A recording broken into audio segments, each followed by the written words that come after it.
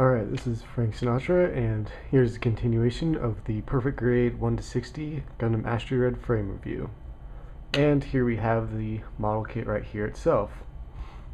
Standing just a bit taller than Wing Gundam Zero, which makes it just about above 1 foot tall. And with all that space to use, they made this thing extremely highly detailed. So, start off with the back. You have the back of the head unit right here. Very nicely done. But one thing about this head unit is, even though it's on a ball joint there, it cannot do a full 360 because of this neck piece and these pieces coming up right here. Next we have our backpack here, which has slight articulation here, but with a bit of effort. Give it a second. This piece here comes right out and can attach here and have the backpack do whatever you want it to do. With the backpack down, we have the beam saber holders, which here are the beam sabers themselves, nothing special, really. So, onto the lower torso of the unit, we have a detailed back armor skirt, some nice parts of the legs, and just remaining feet armor, which does not go all the way around. It stops here at the back with these two. And here we have the shoulder unit, the back of it. I didn't bother panel lining the inside of this because it'd be way too hard. We have here the back of the arms, which on both hands, when you're going to attach a shield, this piece right here will actually come up. If you give it a bit of wedging, and there's a hole to stick the peg and the shield in to go into the arm.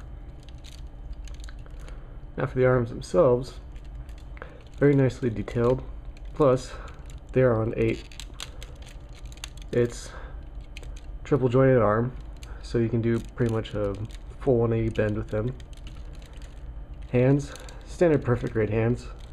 You can do not a ball joint, so it's full 360. And each individual digit of the hand is movable for whatever you want. Except one complaint I have with the hands is they didn't come in the way that perfect grade Wing Gundam Zeros did. They came already pre-assembled, so the joints are still kind of tough to move around. They're going to just take some time for you to get them a bit loose. Next we have our body, and torso units pretty good with the decal here of the RE home, and plus, like most master grades and perfect grades, it has a cockpit, which right here you just have to pull it down if it'll want to release, which usually doesn't. Pull it out and down, and here we have a little low figure with the screen. And if you don't want to put low in there, we have another character just in a space pilot suit you could substitute for it. We have to do it during construction, or else you won't be able to replace the part. So put that back. The torso doesn't have any back and forth movement, but it does have some side to side here with these joints, but it's really not all that extreme. And here we have the head. I'll just detach it for this. Here's our little head unit. It's a very nicely detailed head. I like the job that they did with it. I used to not be a fan of this head until I constructed it and found it to be very, very, very cool looking. Now, one thing with the head, like all perfect grades, it has an LED inside the head. But, unlike them, it has a switch hidden, in which, to get it out, you have to begin removing parts. See, we have our switch. Just flick it over, and here are the LEDs in action. Straight on, the LED is not very powerful. From the side, you can see it, which I find a very large problem with this kit, how pathetic the LED was. And just so you know, if you're planning on buying this kit, go out and buy a CR1220 battery. You can get them at most battery stores, and it's the battery you will need to put into this head unit, because a normal like 315 Energizer battery won't fit like they did in Wing Gundam 0. So put this back on. And oh, good thing about this is that comes off really easily, so there's no problems turning it on and off when you want it to. So sucker goes back on here. Oh, and before I do that, actually, this head part actually comes on a bit of a joint. It's kind of tough since I painted it, but it's on a small pivot joint. It can do a little bit, but because, like stated, for the 360 thing that makes it hard, this thing makes it, this neck piece again makes it very difficult to move the head around. Okay, now onto more of the waist unit. We have our front skirt, which has a bit of articulation with these individual pieces for when you're moving a leg. And we have this part right here for the piece which attaches the Gerber straight.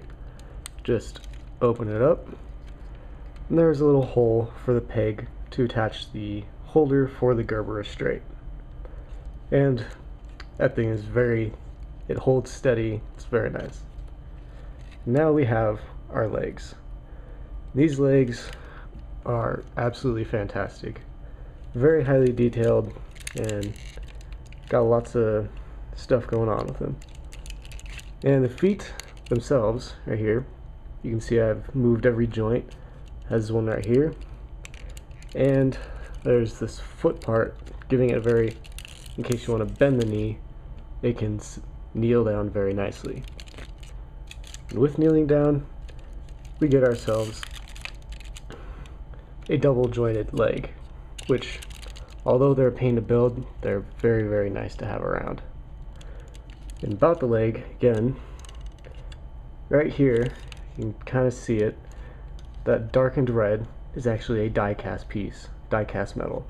And I will deface myself in gratitude for that, because I cannot begin to tell you how many kits I've broken because that wasn't a die-cast piece and the plastic would snap off in the leg unit.